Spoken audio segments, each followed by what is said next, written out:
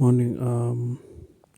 Let's quickly listen to this lady, then I'll add my thoughts once we're done.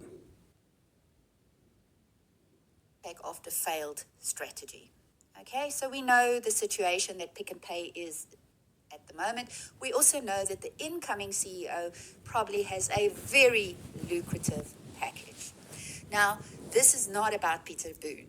This is about the markets. Another article that I read this morning was poor families suffer from hunger because they have to pay electricity and transport. And here is the issue. So it was a report done by the Pietermaritzburg Economic Justice and Dignity Group. And what they said is that from a minimum wage of 4,192 Rand, 2,496 Rand is spent on transport and electricity. Now, if that person is the only breadwinner within a family of four, and we know how high unemployment is in South Africa, that means that each person in that home has only 441 Rand to live on in a month. Because remember, there's no groceries bought there, there's no clothes bought there, there's nothing for school, no childcare or anything like that. The bread line, the proposed bread line, is 760 Rand per person. So it means that even if there is a breadwinner, that breadwinner in that particular family, if they earn minimum wage, they are practically starving. So for all of you that argued with me when I criticized the Democratic Alliance about their markets arguments and their trickle-down economics bullshit that we know there's ample research that indicates it doesn't work, miss me. Because you're quite comfortable that people actually starve on minimum wage now.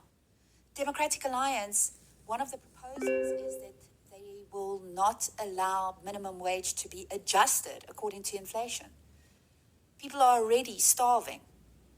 But the markets, owners of resources, are quite comfortable with rewarding failure. But we'll just carry on exploiting. Well, no shout out to the lady. Off the failed strategy. Okay, so we know the situation that Pick and Pay is at the moment. We also know that the incoming CEO. Oh, sorry about that. Shout out to the lady for speaking out. More and more white people in South Africa are speaking out against the DA and its useless policies. Sorry about that. And its useless policies. Obviously doesn't believe the DA doesn't really care about white people, black people, and it doesn't even care about the poverty that's going on in the country, and it doesn't even want minimum wage as a thing, right? It doesn't even want any organization to be able to apply to strike and strike. It wants them to pay a fine before. So now you need to pay to strike. You need to pay to have a voice. You know, it doesn't see minimum wage.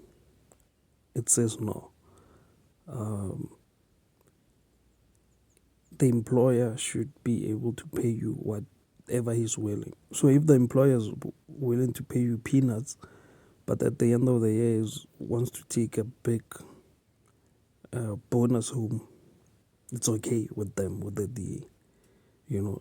And I love the fact that more and more white people are speaking out against this, because they're seeing the level of poverty, and they know that if the poverty level goes down, there'll be less crime. Then they'll also feel way safer in this country. You know, shout out to them for speaking out. You know, we can only fix this country together. Yeah.